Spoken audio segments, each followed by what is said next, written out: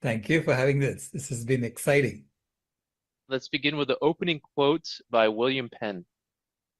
Yeah, William Penn said, in all debates, let truth be thy aim, not victory or an Mm, unjust interest. So basically, a debate should be about discerning the truth. right.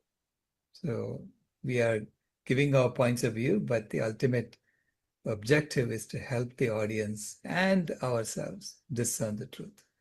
Meaning you have to be open to changing your mind when you hear something that other person is saying that points out something that's wrong in what you're thinking. So, but we had a debate on this topic on whether the world should go vegan or not at the Oxford Union in 2023 November.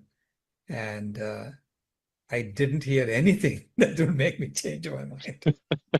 I'm sorry to say. Yeah. Well, I guess, in that sense, the truth is pretty clear about this. Let's begin with what was the Oxford Union debate and who participated in this debate? So the Oxford Union happens to be the oldest debating society still operating today. Okay, it's 200 years old as of Wow. 2023. So it started in 1823, and it was started by students at Oxford University protesting against the fact that they couldn't speak out on certain topics. They Mm, couldn't discuss certain topics within the university. So they went out and said, we're going to discuss it anyway. And they started doing this. And now it is one of the most famous debating platforms in the world because lots of debates happen once a week during term.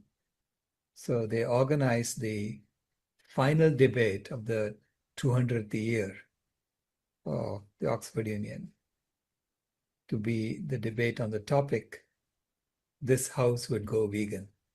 wow, that's cool. Yeah, they call it term. That term, president of the Oxford Union, happened to be vegan.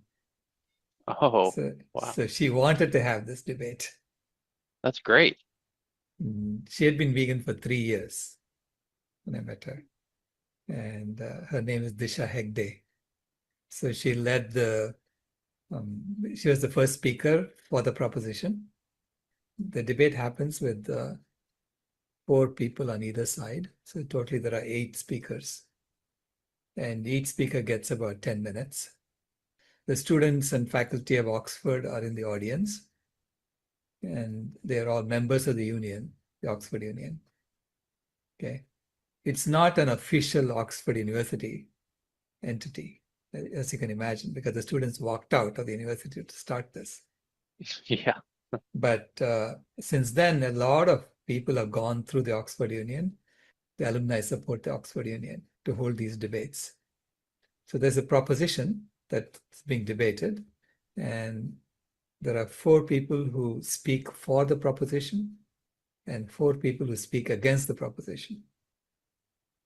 And we alternate. So it's led off by the first speaker for the proposition, then first speaker speaks against the proposition, and then for, against, and so on. So we had arranged it so that for the proposition, we had one person speaking about ethics, one person speaking about the environment, one person speaking about health, and the president led it off. Yeah, she covered a lot of the topics as an intro. And against the proposition also, they had a similar breakdown. There was an environmental expert, and there was a ethics expert. She called us an ethics expert. Yeah, I would say there wasn't. The thing is, when I watched that debate, it seemed like the vegan group was very formalized and structured, but then the other side was a little crazy. Yeah, this is why I said I didn't hear anything that made me change my mind, because their arguments were not very cohesive. Let's put it that way. Hmm. But you can watch all 8 videos on our website and on YouTube. You can so if we assume like 10 minutes per person and 2 minutes for prep, that's about an hour and a half right there for just the speeches. And then before the speeches, we had a nice formal dinner, and the dinner was entirely vegan because the Nice. president of the Oxford Union was vegan. Besides, if you have a debate like this, I think the dinner has to be vegan because everybody can eat vegan food, but vegans cannot eat the non-vegan food, All right. right? So, and it was very nice. It was a very nice dinner. But you can hear one of the people who spoke against the proposition, Katie Hopkins, was not very happy with the dinner she got to eat. And so Uh, she took off on that. Yeah. well, I think this would be a good time to play your section of the debate. So we will have people enjoy your 10 minutes section, and then we'll come back after.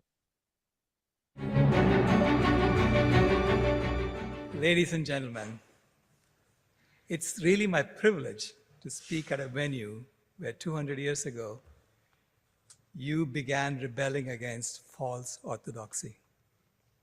Today, I want to rebel with you against false orthodoxy by speaking on bovine matters. I mean, of course, cows.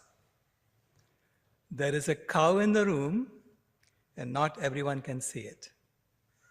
I hope that by the end of this debate, eyes will be opened. The orthodoxy, the herd opinion, if you like, is that animal agriculture has little to do with climate change. I believe that is very wrong. I believe that based on data. I am an environmentalist by occupation, but a systems engineer by profession. And systems is what I do. I invented the protocol for transforming early analog internet connections to more robust digital connections while accelerating them tenfold. Still today, any data accessed on the internet likely passed through a device implementing this protocol. So I plead that this House rebel once again and vote for the proposition that this House would go vegan. Veganism is defined as a philosophy and way of living that seeks to exclude, as far as is possible and practicable, all forms of exploitation of animals for food, clothing, or any other purpose. It is a very British movement. It started in the UK. The proposition asks that this House go vegan, not be vegan, implying that this is a journey, not a destination. And I highly recommend this journey on ethical, health, and environmental grounds. And I will now focus on the environmental reasons to go vegan. It is undeniable that human civilization has adversely impacted life support systems on the planet. Scientists have identified 9 planetary boundaries that we must stay within for the sustainability of life on Earth. At the moment, we have transgressed 6 of them. And any one of these transgressions is enough to kill life as we know it on this planet. The good news is that when we go vegan, we help resolve all 6 of them. That's the power we have as individuals to reverse our existential crisis. Animal agriculture is the leading cause of ecological destruction because it uses 37% of the ice-free land area of the planet just to graze animals, while bottom trawling an area of the ocean floor the size of South America every year for industrial fishing. Animal agriculture is the only major activity in which we destroy forests and replace them not with other trees for timber or paper, but with grass, which drastically reduces the diversity of life that the land can support. Animal agriculture is the primary reason why humans have reduced the number of trees on the planet by half, from 6 trillion to 3 trillion over the past 10,000 years. Restoring those 3 trillion trees can draw down enough carbon to completely reverse climate change. Animal agriculture is grossly inefficient because animals must eat 39 pounds of plants to produce 1 pound of human food on average. a burden which the world can no longer afford. By going vegan, we can give nearly 40% of the land area of the planet back to nature, as well as the entire ocean. When we restore the native ecosystems on that land, we can grow most of the 3 trillion trees that we cut down over the past 10,000 years. This helps resolve all 6 planetary boundary transgressions. The least violated transgression is freshwater change. Rewilding the land that's currently used for grazing animals will restore the freshwater cycles of the planet. The next is land system change. Going vegan will allow us to return nearly 40% of the land area of the planet back to nature, resolving this planetary boundary transgression. The next worst transgression is climate change, which can be resolved when the excess carbon in the atmosphere is absorbed in the trees and soil that we can restore to the ecosystems of the planet. The next is chemical pollution, which would be safely stored away in regenerating forests when we go vegan. Eating animal foods currently delivers concentrated doses of this chemical pollution into our bodies through bioaccumulation. Therefore, going vegan addresses chemical pollution for both the earth and for ourselves. The next worst transgression is nitrogen and phosphorus loading, mainly through our overuse of synthetic fertilizers for crops. Since over half the crops are being fed to animals, going vegan will resolve this transgression as well. All of these transgressions impact wildlife, and therefore biodiversity loss is the worst of the 6 planetary boundary transgressions. By restoring habitats for wild animals and allowing them to freely live in the ocean, we resolve this transgression as well. If instead we let wild animals die, we die. It's that serious. There are 2 explanations for perhaps the greatest threat ever faced by civilization and all life on Earth: the imminent danger of runaway climate change. One explanation, the one we hear about all the time from our leading climate spokespeople, is the burning of fossil fuels. It is certainly true that the burning of fossil fuels contributes greenhouse gases to the atmosphere, thereby warming the planet. But the other explanation, what I call the cow in the room, is rarely addressed: the human folly of exploiting animals.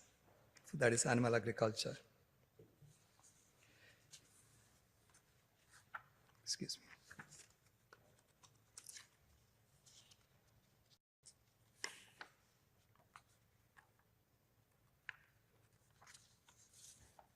When these 2 sources of greenhouse gases are compared in the media, fossil fuel burning is almost always emphasized and is almost always assigned the greater responsibility for causing climate change. But the opposite is true.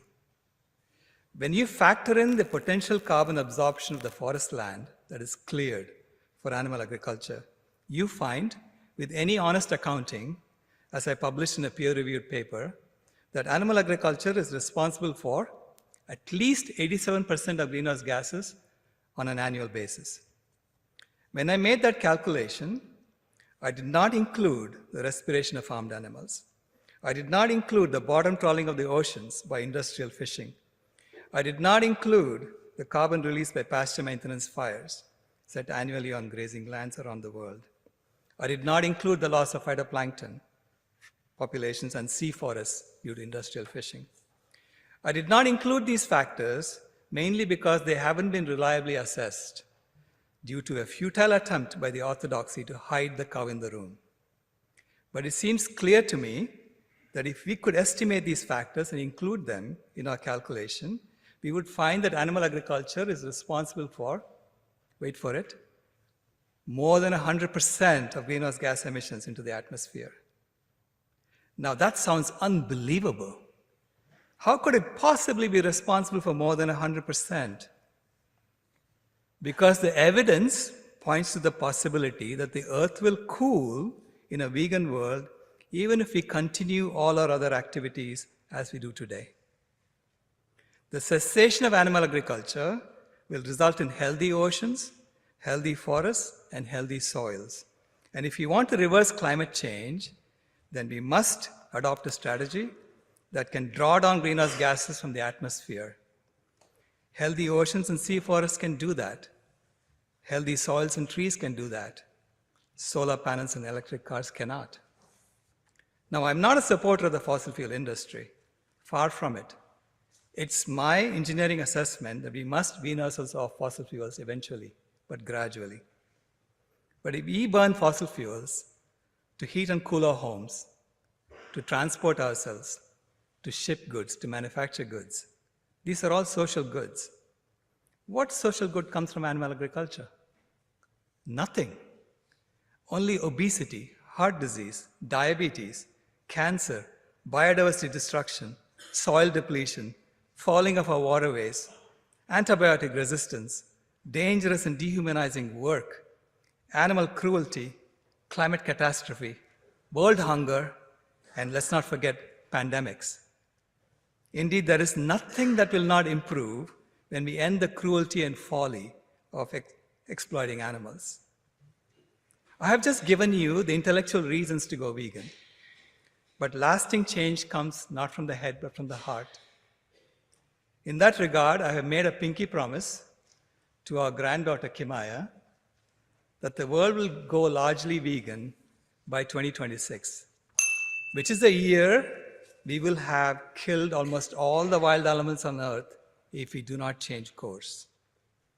Ladies and gentlemen, I'm confident that true to your 200-year tradition of rebelling against false orthodoxy, this House will once again break away from the herd, see the cow in the room, and vote for the proposition to help our generation keep this sacred promise for all the children of the world. Thank you for your consideration from the bottom of my heart.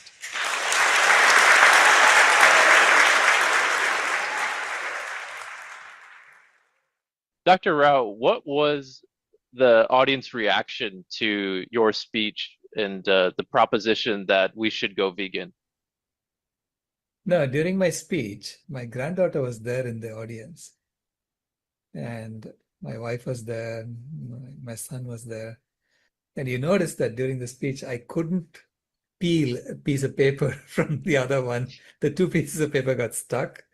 So I spent about 15 seconds trying to get the paper apart because I wanted to make sure that I covered all the things I needed to say. Right? So I wrote it all down and I didn't memorize it. So I just, so because I had that delay during the speech, when I mentioned 2026, the bell rang. I have made a pinky promise to our granddaughter Kimaya that the world will go largely vegan by 2026.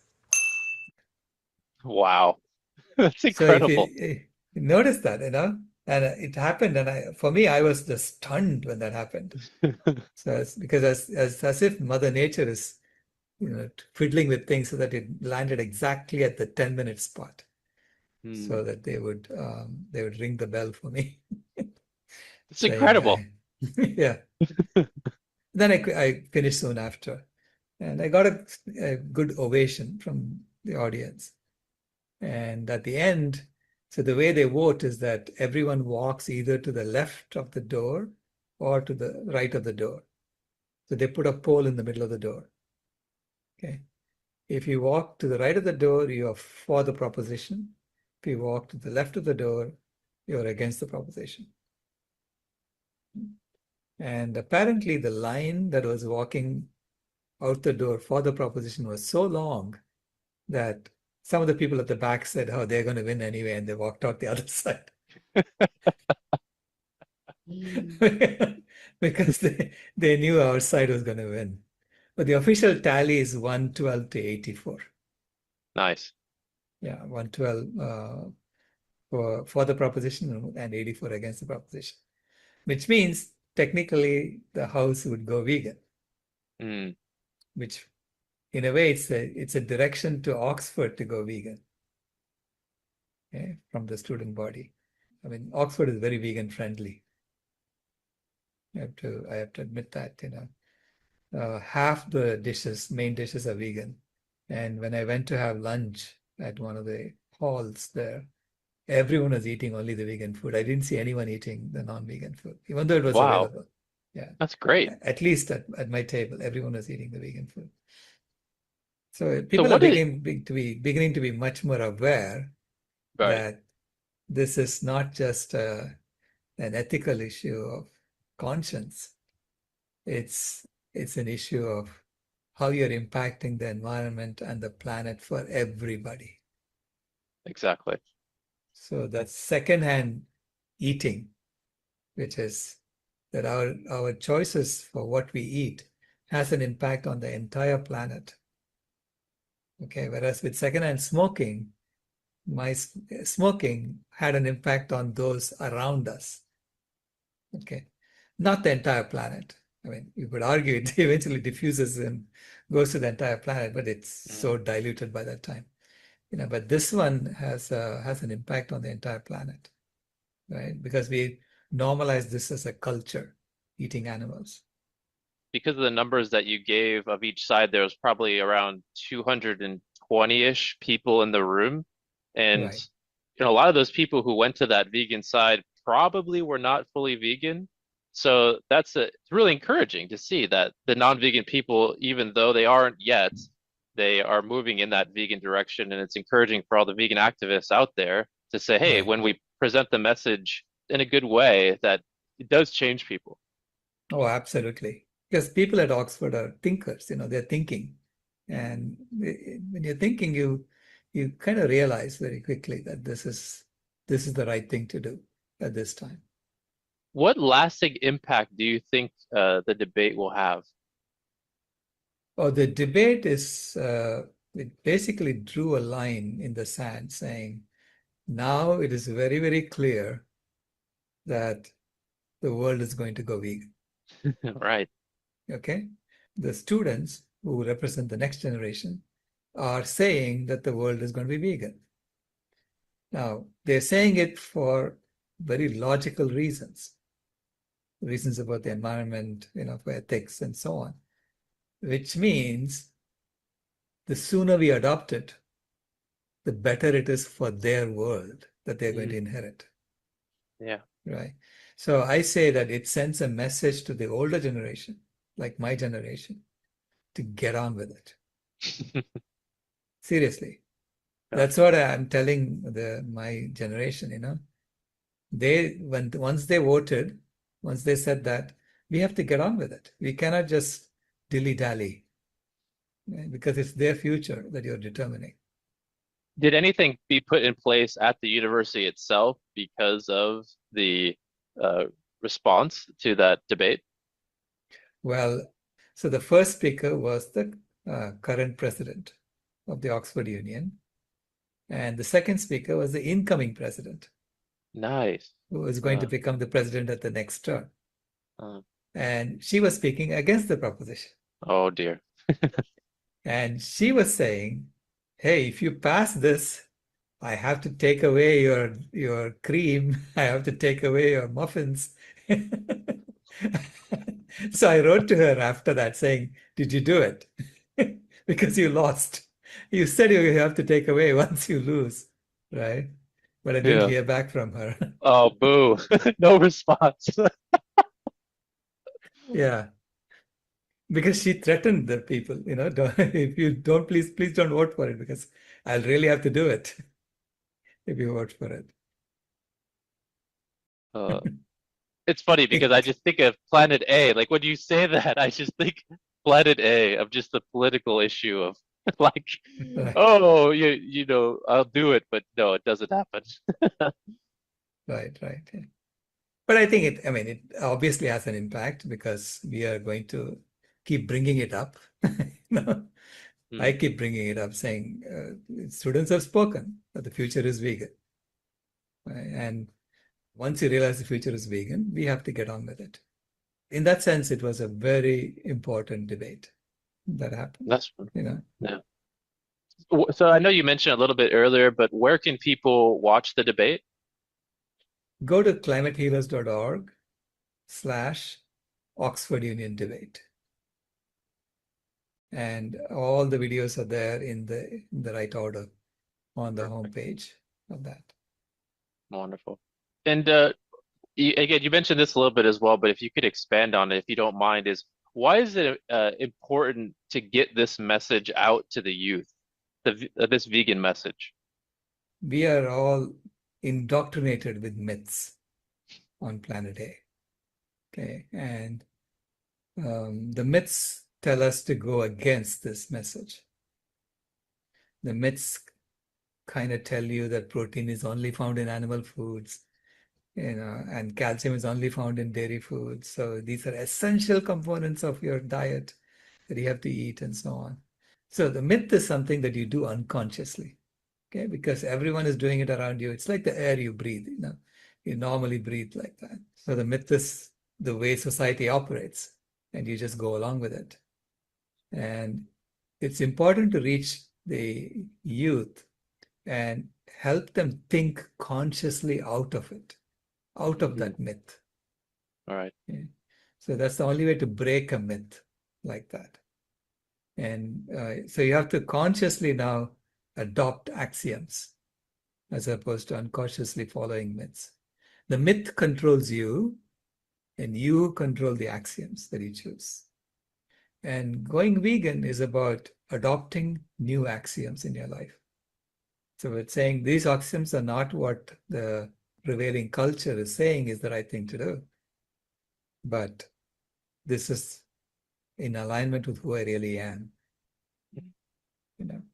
And it's important to get the youth out of that, break the trance that they are in with the myths and break them out of it as soon as possible, because those myths are literally destroying the planet around us. Yeah.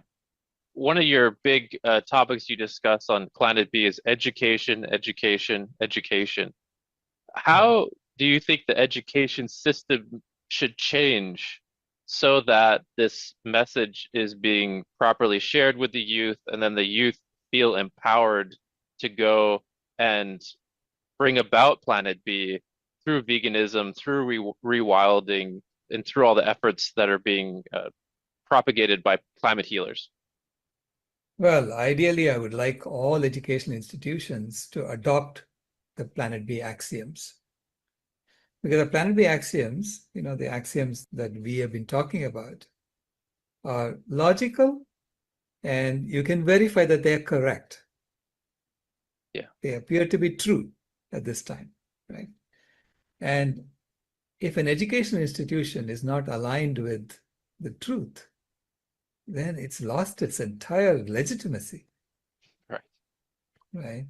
See, this is why once I found out that I had been lied to in my education about protein and calcium, I was very upset initially. I was like, how dare they lie to me? I mean, I trusted these people, right? So you lose that, trust. And this is why I am telling education institutions, please, as quickly as possible, change your curriculum. Adopt the axioms and change your curriculum.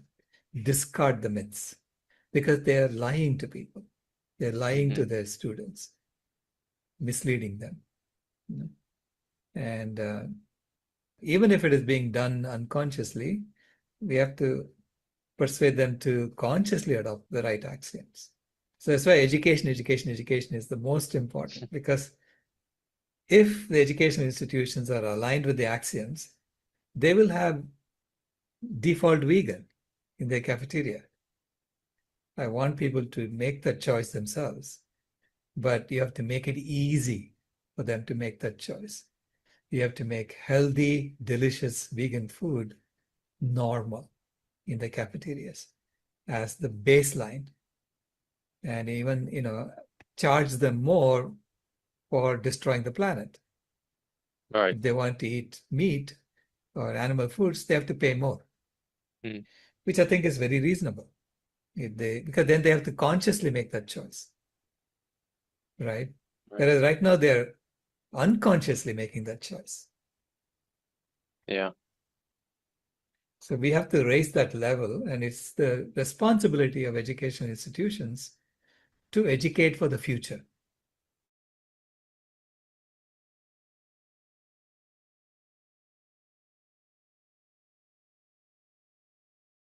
right? That's, to me, is logical. It's so simple. Yeah. So, Dr. Rao, how do you think we could get this message out more to the youth? So, we've talked about different education initiatives and things which are very exciting, which hopefully will be coming about this year. What ways do you think we can get this message out the best to our next generation? Well, ideally, I would like the professors to, to adopt these axioms. Do they not believe that all life is interdependent? All these axioms that we are talking about, it's scientifically valid, right? At the Right. moment. Yeah. So then it'll happen organically if they do that. Otherwise, we are going and talking to students and telling them to defy their professors, Right. It's true.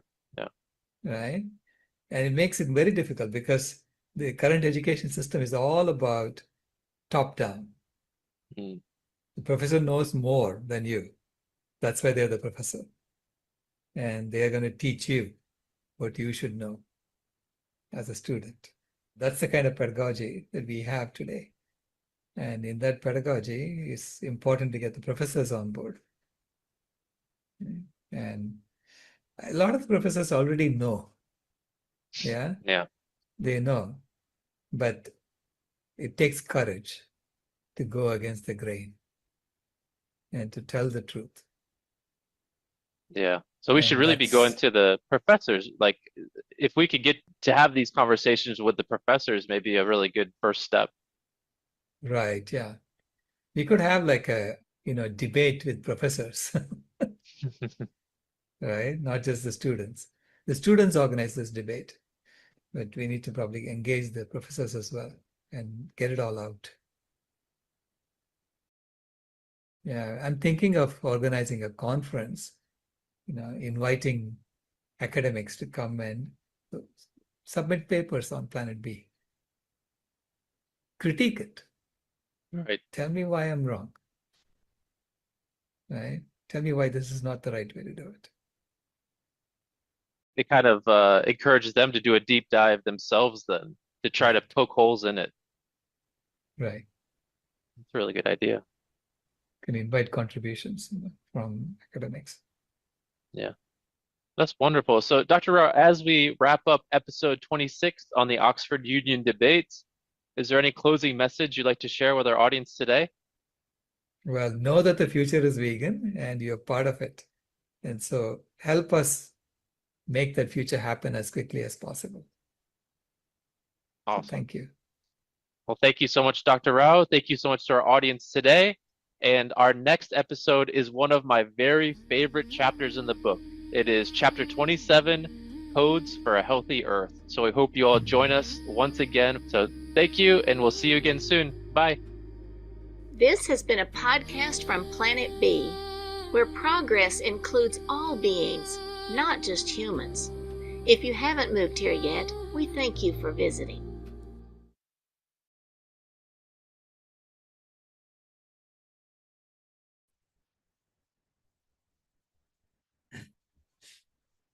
Go ahead, Danny. Okay, I'm just sifting through a couple of things from Michael.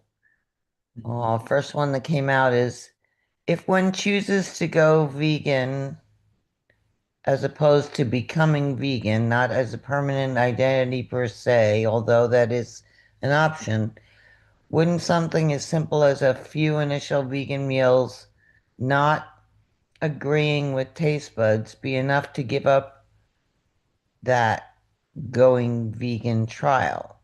I'm thinking of what alternatives to becoming might be a greater fit. Yeah, the reason I frame it as going vegan is that veganism is not a destination. It's a process. I mean, you have to, you assume the identity that you'd say, I'm on this journey. I'm on this journey to go going vegan. But it's about, striving for perfection.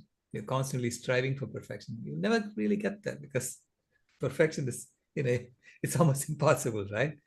but because any act does hurt animals. I'm just stepping on a ground somewhere, I'm killing something, right? So we know that we are as we live, we have an impact, but becoming aware of that impact and then trying to minimize that impact, you will be on an infinite journey of going vegan. Okay, so that's what I meant. Okay. Convey. Yeah. Okay.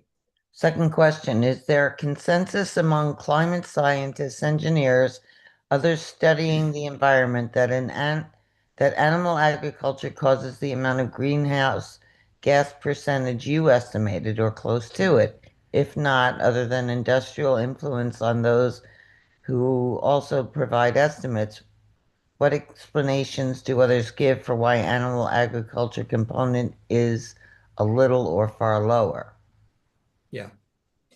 This is like Václav Havel's shopkeeper who has to put a sign out every day saying, "Workers of the world unite." Otherwise, he gets into trouble.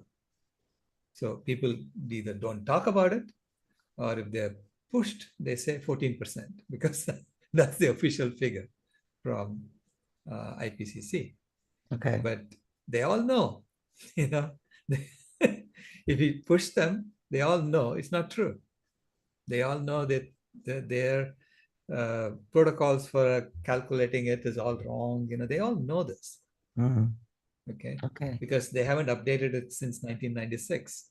Right. And climate science has seen changed by leaps and bounds since 1996. Right, right. Okay, and the last question is, what would you say were the points that carried the most weight and space in voters' minds among those that voted against the proposition? And how would those and how would you more effectively rebut those points that held importance for those on the other side today? Thank Well, you. I can only guess that based on what the opposition was saying. And the opposition was appealing to culture, to habits, and and this is our identity, this is the way we are. And it resonates with people. Some people, it resonates with them. Because we've been doing this for thousands of years. Who are these people to come tell us now you have to change? That's the kind of framing they were doing, and perhaps some of that resonated with people. Now, if I were to address that, I would say yes, that's the way it was. That's the way it's been throughout the world. Everyone, a lot of people have been eating animals, but we have to now put everything on the table and say, what do we do going forward? Not just blindly follow whatever was done to us, whatever we inherited, because it's causing visible damage around us. Right. Yeah. Okay. Michael thought he heard you say some walk through the no door due to the line being so long for the Right. yeses, not a huge number. Yeah. Can you That's clarify correct. that? Yeah, due to the yeses being too long, they walked out the no door, and basically they were counted among the no's. They were really yeses. so the difference, word differential, was much bigger than 112 to 84 in reality. Okay, great. Yeah. Thank you. Okay, Brittany. So many questions, but I'll try to stick with the first one.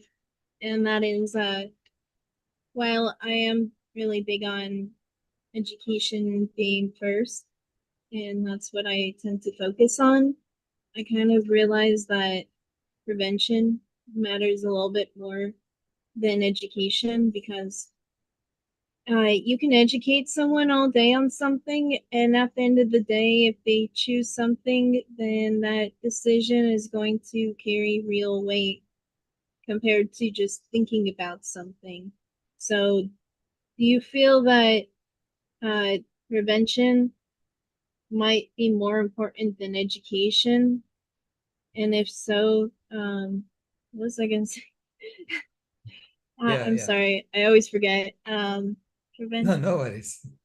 No, I'm to so me, sorry. I mean, prevention literally means educating the mother right? The pregnant mother, and telling her, look, this is what it is, and you don't have to give the baby protein, It's just what the system trying to kind of cons you into thinking that protein is only found in meat, right?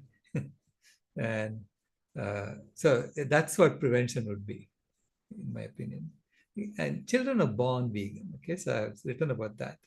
They're born with this innocence, and they see animals as friends, and then they get to hear nursery rhymes that tell them that animals are for us to use. Okay, so which means you have to change the nursery rhymes. You have to change all the stories we tell children. Okay, so it's an entire culture that is farming us into exploitation of animals. Right, but yeah.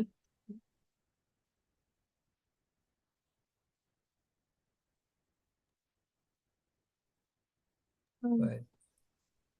But yeah, also I was just saying that while education we could focus on for maybe the future, the here and now, the reason why carnism succeeds so much is because it's very mindless. They don't spend time thinking about anything. They, I worry about when you get caught in education, you just keep focusing on learning, but rather than actually doing.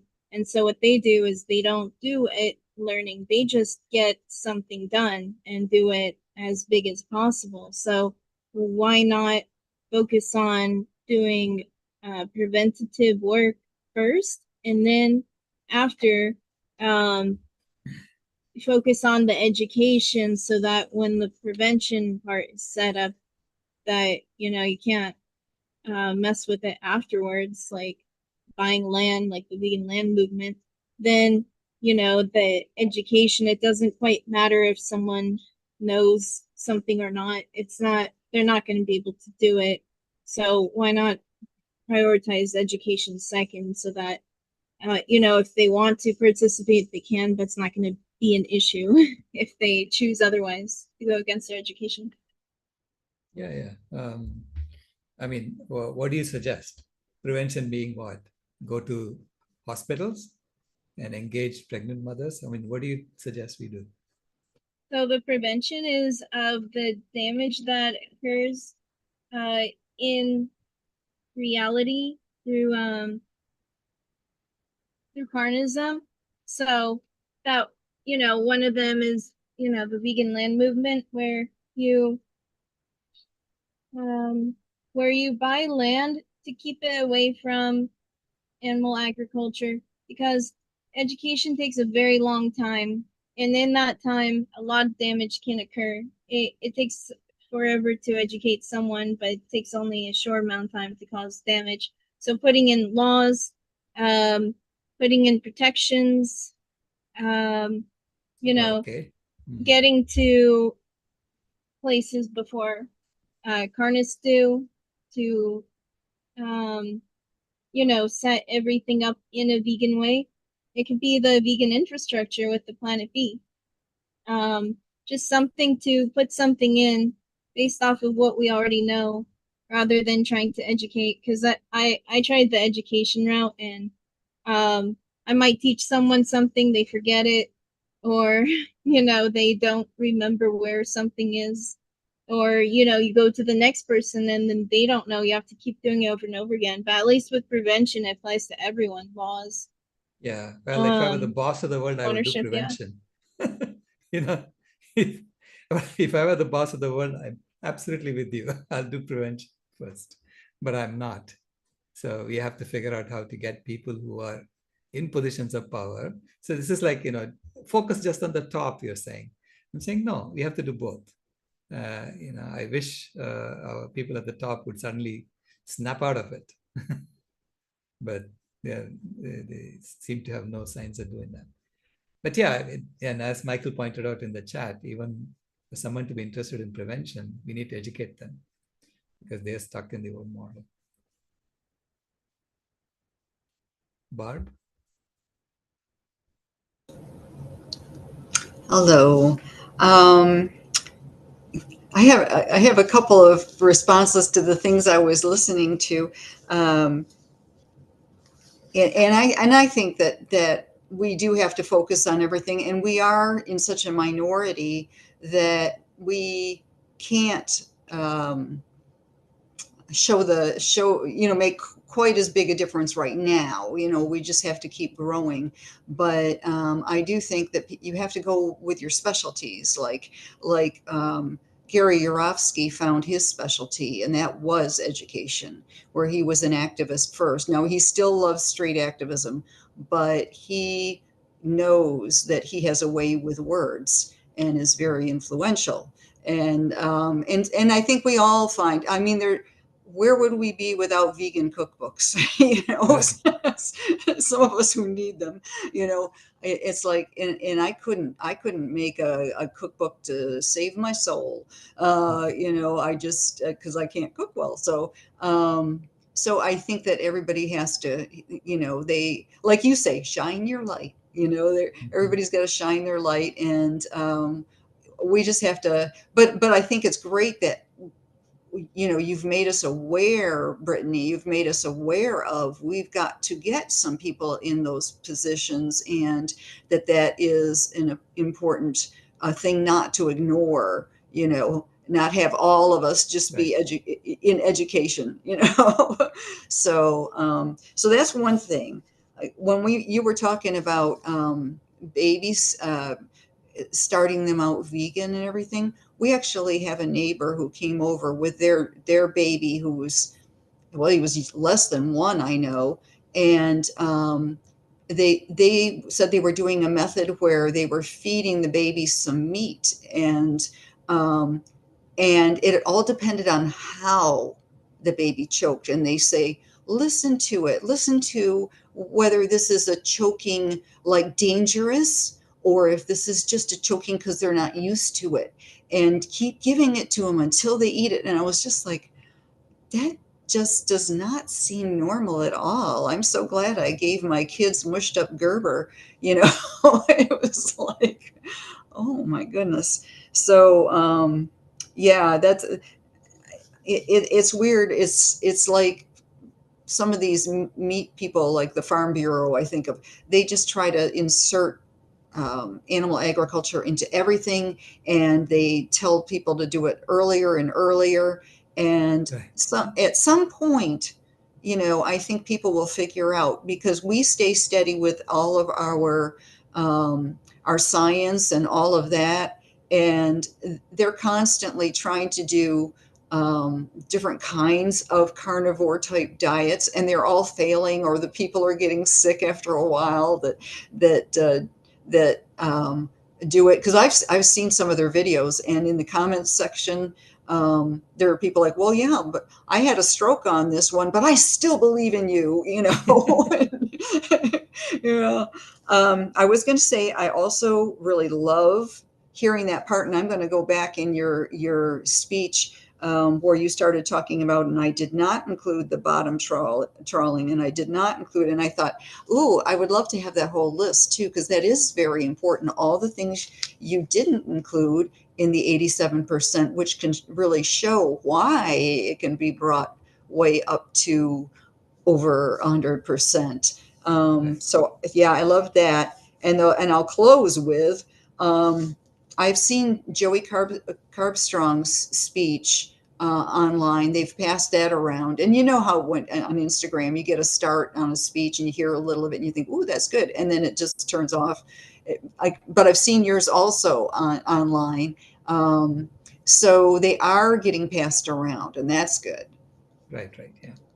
Yeah, they're getting passed around. In fact, Plant-Based News, I think, copied my video and added something in the beginning and something in the end, and they published it separately. I think they got permission from Oxford Union to do that. So, and that went around for I think 30,000 views, something. I don't know. I don't keep track of who's watching what. I'm not here to figure out metrics.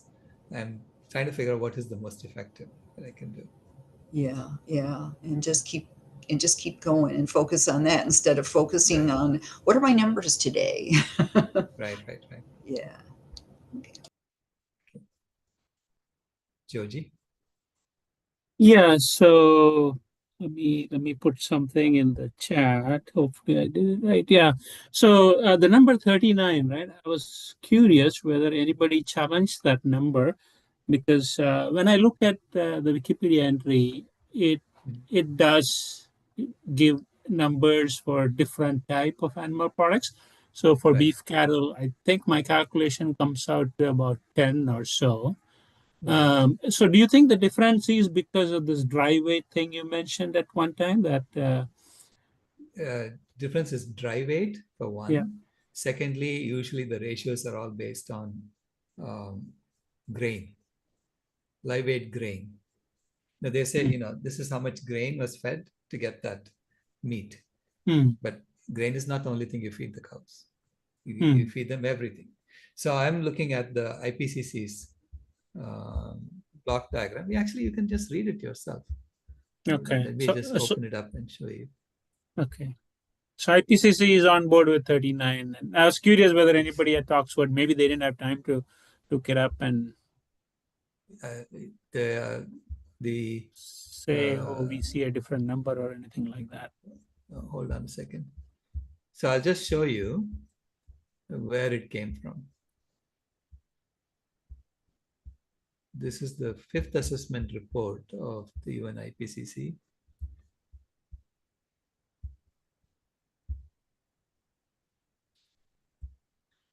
The block diagram, yeah. Here is the dry weight input. And you can add up all of this and it's 7.27 gigatons. Okay.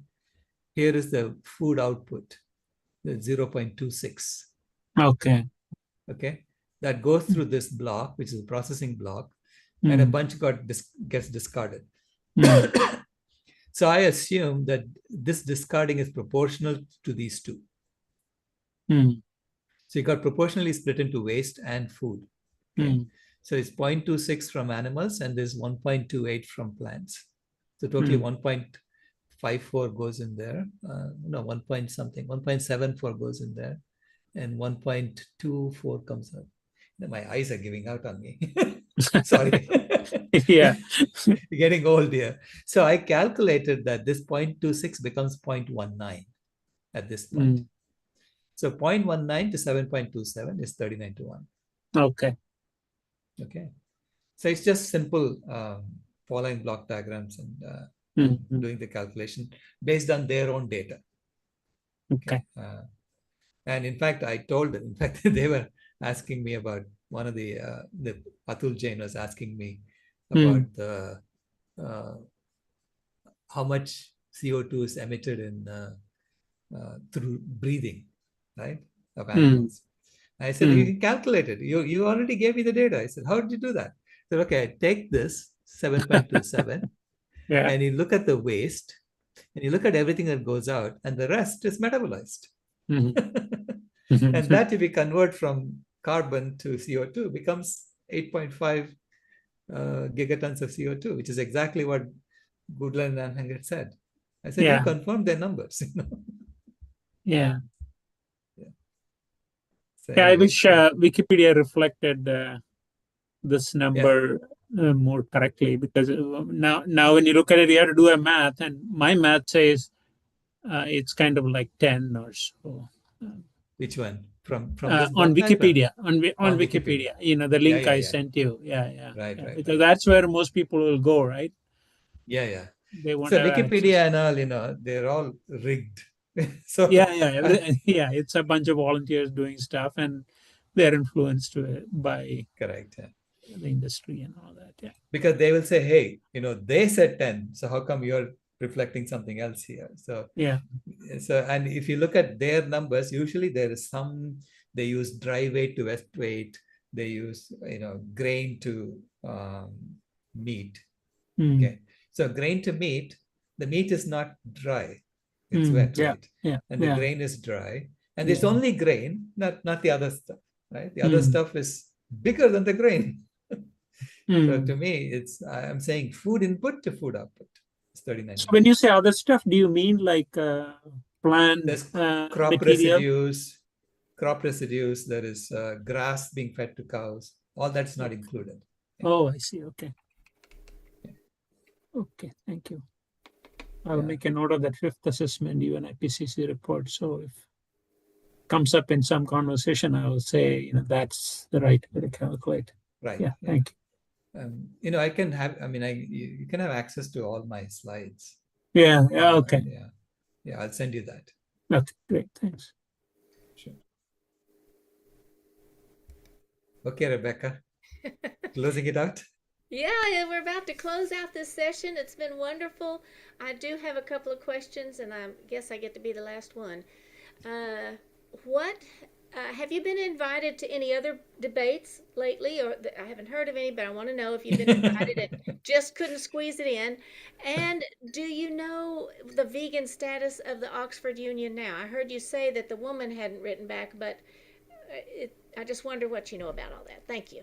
I don't know about the Oxford Union status right now, and I have an open offer to debate anybody on my calculations. Okay, so I've approached Al Gore, I've approached Bill McKibben, and they're all saying, no, we don't want to debate you. So, okay. At some point, you have to say, well, they're wrong. That's why they don't want to debate you. Right. All right. Well, thank you. And I see, Sonny, I hate for, Sai, we're about ready to close. What do you think? A short question? He's ready to ask. All right. Let's bring him up here. Okay.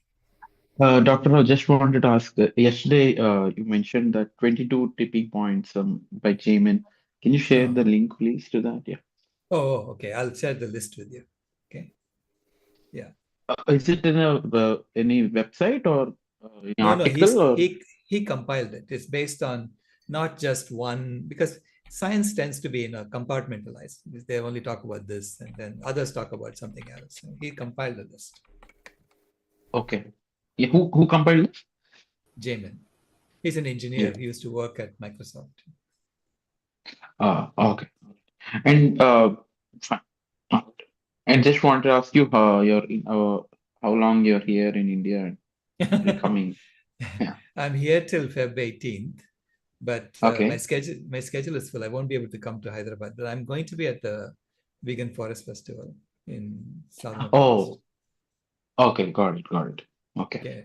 I'll be there from Feb 11th through 17th. Okay.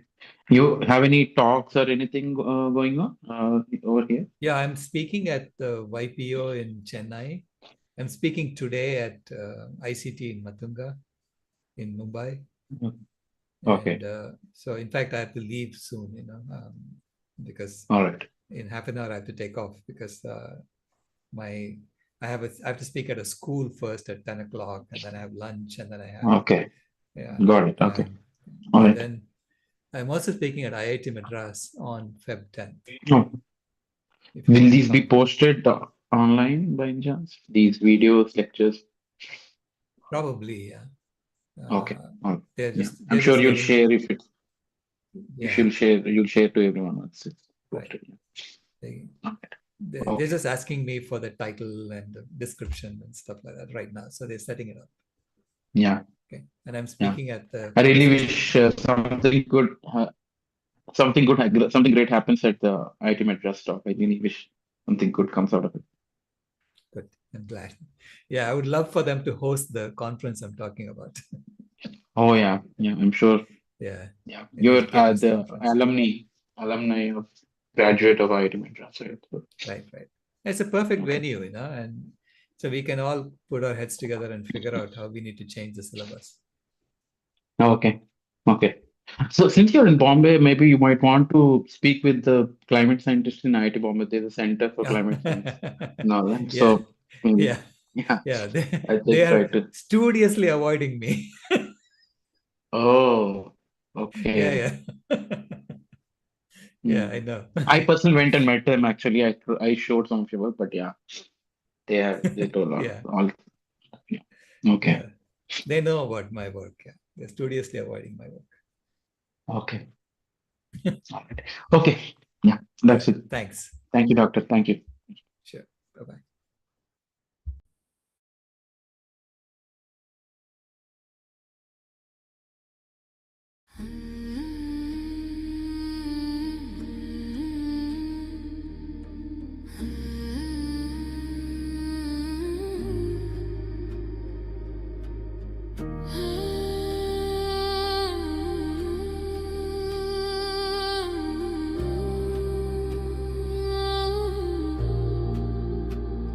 The house is burning, but we're still sitting in the glow.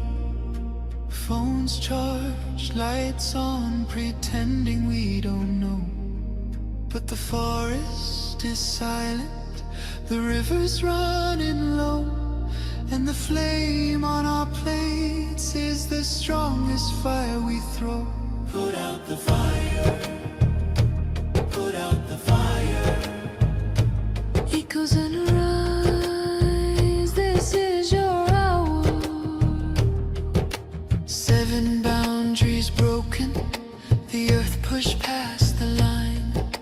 Climate, land, species, fresh water, chemicals, nutrients, oceans in decline. Not danger, disaster in real time. Put out the fire, ooh, put out the fire. Metaphorians rise, this is your power. And here in India, one truth stands the same. Milk is not just milk, dairy feeds the flame. Cows and methane, fields and forests turn to grain. Politics, culture, carbon, all wired to the same chain. Every cup of curd is heat in the air, every block of butter is a forest repair. It's not a small habit, it's a planetary affair. Put out the fire, put out the fire. Echoes and rise, this is our hour. Energy fixes half the hurt, Dr. Rao made that clear. But food fixes the other half, the half that's burning here. Change the plate, change the land, change the future's atmosphere. Put out the fire, put out the fire. Metaphorians unite, this is your choir. Every millet, every fruit, every sapseed, every bean is water on the wildfire of a world we've never seen.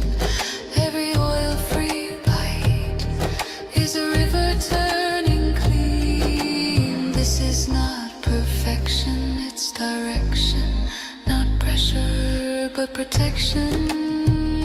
A week of choices can cool a generation.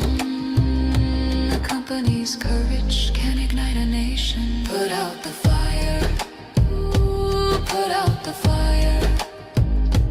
Echoes and rise, this is your hour.